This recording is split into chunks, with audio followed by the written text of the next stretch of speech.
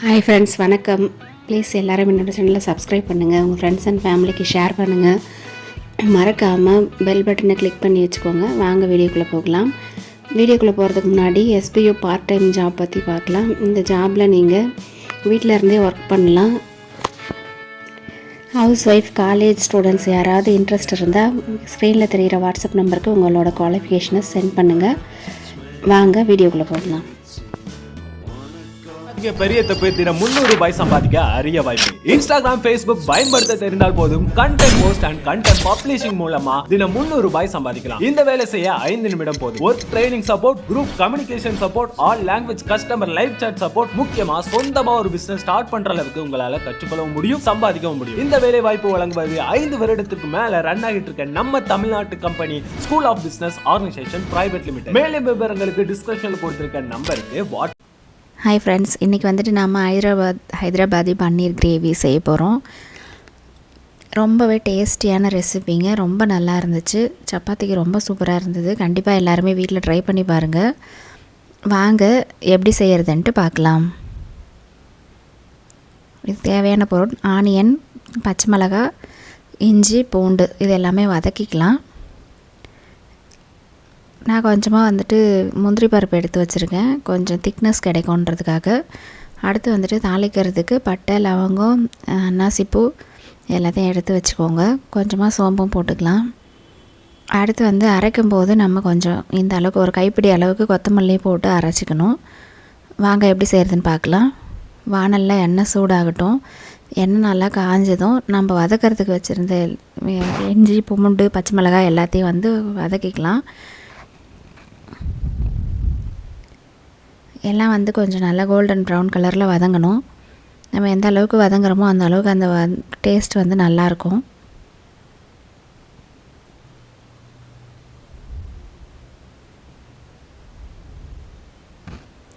கண்டிப்பாக எல்லாருமே ட்ரை பண்ணி பாருங்கள். ரொம்ப நல்லா இருந்துச்சு.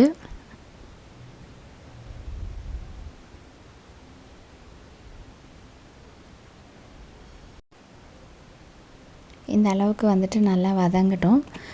வதங்கினதும் நம்ம ஆற வச்சு மிக்ஸி ஜாரில் போட்டு அரைச்சிக்கலாம். கூடவே கொத்தமல்லி அரைச்சிக்கலாம். இப்போ வந்துட்டு நான் தவா வச்சுருக்கேன். தவா நல்லா ஹீட் பண்ணிவிட்டு கொஞ்சமாக வெண்ணெய் வந்து போட்டிருக்கேன். வெண்ணெய் நல்லா உருகட்டும். இப்போ நம்ம எடுத்து வச்சுருக்க பன்னீர், நம்ம கிரேவிக்கு எவ்வளோ பன்னீர் எடுத்து வச்சுருக்கோமோ அதை வந்துட்டு 2 பக்கமும் நல்லா இது பண்ணி பொன்னிறமாக வறுத்து எடுத்துக்கலாம். இந்த மாதிரி நீங்கள் வதக்கி போடும்போது தான் அந்த பன்னீர் வந்து நல்ல டேஸ்ட்டாக இருக்கும். நீங்கள் அப்படியே பச்சையாகவே கட் பண்ணி போட்டிங்கன்னா ஒரு மாதிரி இருக்கும், நல்லா இருக்காது. எந்த கிரேவி செஞ்சாலுமே, அதாவது பன்னீரில் வேறு வெரைட்டியான கிரேவிஸ் இருக்கும் இல்லைங்களா, அந்த மாதிரி எந்த கிரேவி பண்ணும்போதுமே இந்த மாதிரி ஒரு வாட்டி நல்லா வதக்கிட்டு போட்டிங்கன்னா கிரேவி நல்லா சூப்பராக டேஸ்டியாக இருக்கும். இந்த அளவுக்கு வந்து 2 பக்கமும் கோல்டன் ப்ரௌனாக வதங்கணும். நீங்கள் பீஸாக கட் பண்ணி வதக்கிறதுனாலும் வதக்கிக்கலாம். அது வந்து சில சமயம் வந்து ஒட்டிக்கும், வராது. இந்த மாதிரி பெருசாக இருக்கும்போது நம்ம சாதத்தை திருப்பி போடுறதுக்கும் நல்லாயிருக்கும். இந்த மாதிரி வதக்கி எடுத்துக்கலாம்.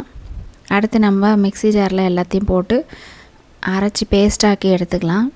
வதக்கின சாமானுங்க, அப்புறம் முந்திரி, கொத்தமல்லி, வேணும்னா புதினா கூட போட்டுக்கலாம். இதெல்லாம் அரைச்சி பேஸ்ட் பண்ணிக்கலாம். அடுத்து வந்து வானலில் எண்ணெய் காயுது. காஞ்சதும் இப்போ நம்ம தாளிப்பு கொடுத்துடலாம். தாளிப்புக்கு எடுத்து வச்சுருந்த எல்லாத்தையும் போட்டு நல்லா பொரியட்டோன்னு நம்ம அரைச்சி வச்ச பேஸ்ட்டை போட்டு வதக்கிடலாம்.